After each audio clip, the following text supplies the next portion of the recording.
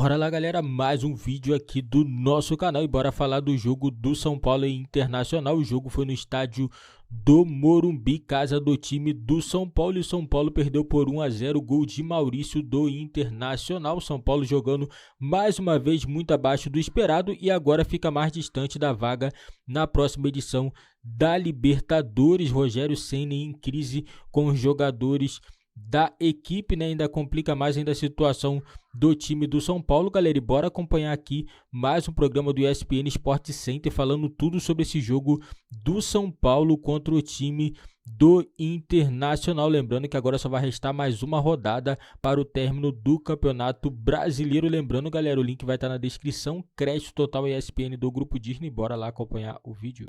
É a rodada 37, a penúltima rodada do Campeonato Brasileiro. O Inter já venceu o São Paulo por 1-0 no Morumbi, assunto daqui a pouco no Sport Center. Tem aí, nesta quarta-feira, Fluminense e Goiás, Avaí e Ceará, Antero.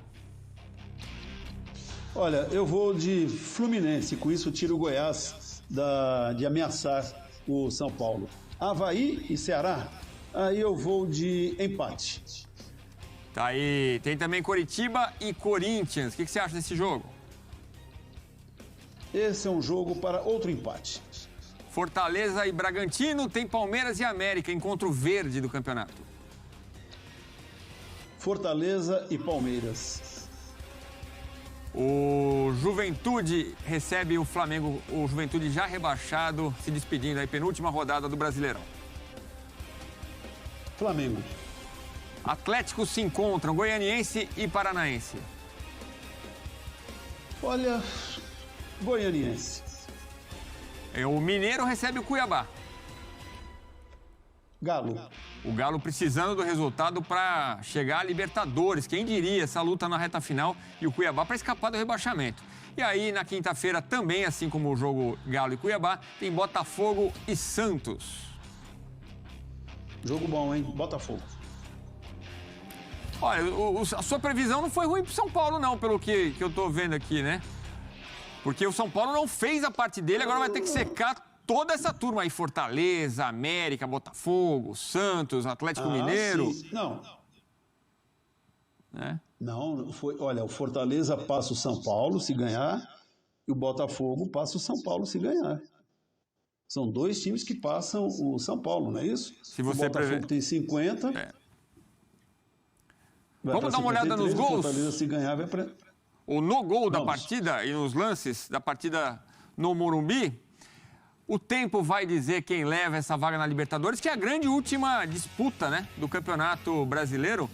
Olha a jogada, Antero. Alan Patrick acabou com o Maurício ali no primeiro tempo. Aos 20 minutos, o Internacional fazia o único gol do jogo. O São Paulo chega a empatar no segundo tempo com o Igor Gomes, mas o gol foi anulado por uma falta do Rodrigo Nestor no Moledo.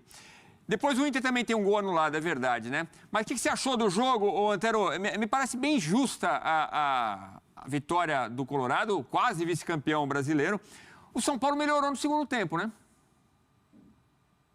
Melhorou. E como eu estou aqui ainda remoto, melhorou também o meu retorno, o Edu?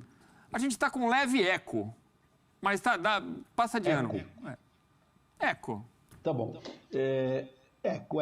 O jogo começou equilibrado. São Paulo até bem, o Internacional também. Mas a partir do momento em que o Inter fez o gol, ele se tornou melhor. Ele se animou, ele se impôs diante do São Paulo. Tanto que na saída para o intervalo, a pequena torcida que foi hoje ao Morumbi, vaiou, pegou no pé do time. São Paulo errou muitos passes. O São Paulo errou na marcação. O Internacional era melhor, mais estável, mais consciente, mais afinado quando roubava a bola e ia para o ataque. Tanto que teve, eu diria, mais duas oportunidades. São Paulo também teve uma chance? Teve. Né? Mas o Internacional no todo foi melhor. No intervalo, o Rogério fez modificações, tirou o Luizão, por exemplo, que não estava bem, tirou também o Reinaldo, recompôs a defesa com 4, colocou o Patrick em campo. O São Paulo melhorou no segundo tempo. Esteve mais presente no ataque, só que o São Paulo voltou a errar muitos passes. O Inter também. Né? O São Paulo voltou a falhar na marcação. O São Paulo voltou a falhar na criação e na finalização. Teve um belíssimo gol né? Se não tivesse o VAR, teria sido confirmado. Uma jogada bonita, o Caleri, por exemplo, não estava em impedimento, fez o cruzamento, só que aí o VAR pegou, e muito bem, a falta do Nestor. Houve uma interferência na jogada e anulou o lindo gol do Gomes. Depois o jogo ficou também um pouco tenso, jogadores com algumas medidas mais fortes, uma certa catimba, de novo, erros demais de passes dos dois times, só que o Internacional ainda beneficiado porque estava na frente. O São Paulo, à medida que o tempo passou, foi ficando mais tenso, mais nervoso. Esse São Paulo inquieto, inconstante, sobretudo depois da final da Sul-Americana, e não teve forças para empatar. Então, o São Paulo, que ainda tem possibilidade de chegar a uma vaga na fase preliminar da Libertadores, mas neste momento, com um jogo só para disputar, enquanto os seus adversários diretos têm 2, ele vai precisar secar. Mas secar demais muita gente. Não depende mais apenas de si. A torcida do São Paulo, aliás, pouca gente, né, no Morumbi. Depois da derrota na Sul-Americana, o time começou a ter menos apoio no Morumbi. E quem foi nesta terça-feira, muita gente chamou de time amarelão já no intervalo, muitas críticas. Sem considerar também, e o torcedor não quer nem saber, né, mas tem 12 ausências no time do São Paulo, né? Agora, independentemente disso, a gente vê um time mais organizado do lado do Internacional do que do lado do São Paulo, né? Talvez essa ausência de tantos jogadores tenha uma interferência aí muito grande no trabalho do Rogério e na organização dos jogadores em campo, Antero. Olha, Edu, há quanto tempo, pelo menos nos últimos anos, a gente tem essa constatação? Pode reparar, e o teu xará, o Edu Afonso, sabe disso muito melhor do que eu. Noticiário que a gente parece até repetido, de 2022, 2021, 2020, 2019, 2018, sei lá. São Paulo tem 9 desfalques, São Paulo tem 10 desfalques, São Paulo tem 8 desfalques, tem 12... Poxa, é o time que mais tem desfalques. Alguma coisa errada acontece e há muito tempo no São Paulo, que tem tantos desfalques. Se bem que às vezes a gente vê os desfalques, jogadores de fato utilizados com regularidade, são 3, 4, às vezes um pouco mais, às vezes até um pouco menos. Mas até as opções que o Rogério tinha seriam aquelas mais ou menos ok, para dar um pouco mais de estabilidade para o São Paulo. A questão é que, com baixas ou sem baixas, o São Paulo desandou de um tempo para cá. Não faz um campeonato brasileiro bom, tanto que tem, acho que 12 vitórias, 15 empates e 10 derrotas. Se eu não estiver falhando, 12, 15, acho que é isso mesmo, 37 jogos. Perdeu muito, empatou demais, ganhou pouco. A defesa do São Paulo é a 13ª, de cima para baixo. Ou de baixo para cima é a 8ª mais vazada. O ataque até que está bem, é um dos melhores, um dos mais positivos, eu acho que é o 5º ataque do Campeonato Brasileiro. Só que, veja, a defesa sofre muitos gols, o time empatou demais, ganhou de menos, o número de derrotas até alto para quem postula uma vaga para a Libertadores. Mas ok, como há muitas vagas, até passa esse quesito. Então, o número de empates excessivo é que está sendo agora decisivo para uma eventual não classificação de São Paulo para a fase ou as fases preliminares da Libertadores. Ou seja, com 3 pontos em disputa, quem empata demais, empata também na classificação, ou emperra, pai. O empate tem pernas curtas.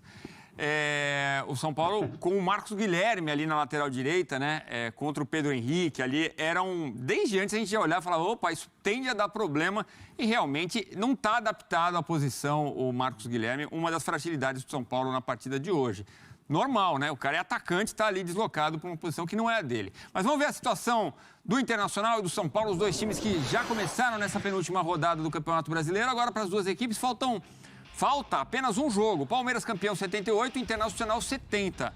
Então torce aí o Internacional contra Fluminense e contra Corinthians. O Coritiba recebe o Corinthians, o Fluminense recebe o Goiás. E aí o Internacional pode ainda nessa rodada comemorar o vice-campeonato. O Flamengo tem 61, aí a briga pela Libertadores depois do Flamengo. Furacão 54, América 52 ao lado do Galo, São Paulo 51, Botafogo 50 e Fortaleza vem na sequência com 49 pontos. Então o São Paulo tem que secar toda essa turma aí. O Santos pode passar o São Paulo ainda, o Goiás, 46, Bragantino, 44, Coritiba, 41 pontos. Já escapou do rebaixamento. A briga aí pela última vaga para continuar na Série A está entre Cuiabá, 38, Atlético Goianiense, 34, Ceará também 34, Avaí e Juventude vão disputar a Série B no ano de 2023.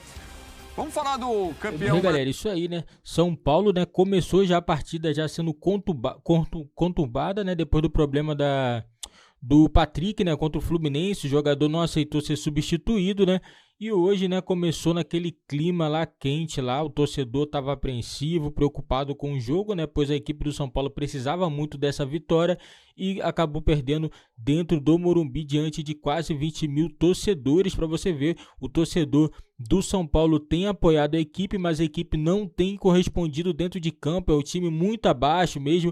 Realmente o Rogério Ceni às vezes ele tem razão de ficar com raiva do time, o time tá muito abaixo mesmo do esperado, né, e esse negócio de ficar improvisando o jogador em posição acaba atrapalhando um pouco, mas é caso de necessidade, tem que colocar o jogador, então também a desculpa também não é essa, né, o time foi muito vaiado aí após a derrota, o torcedor saiu irritado, né, e muita coisa também com o Rogério Ceni também, a equipe também não tá aguentando mais Rogério Ceni, essa é a verdade, né? Vamos aguardar, agora tá faltando uma rodada, lembrando o jogador Patrick, praticamente eu acho que ele forçou o terceiro cartão amarelo, né? Então não joga o último jogo e com isso não viaja, né? O jogador já deve estar dando adeus, provavelmente o Patrick já tá forçando a barra também, o jogador já deve querer sair do São Paulo. Eu acredito que se sair do São Paulo não vai jogar uma equipe de ponta, para mim Patrick nem jogador para mim pro São Paulo ele para mim não é jogador de ponta, teve uma passagem boa pelo Internacional, mas no São Paulo não entregou tudo isso que pode ser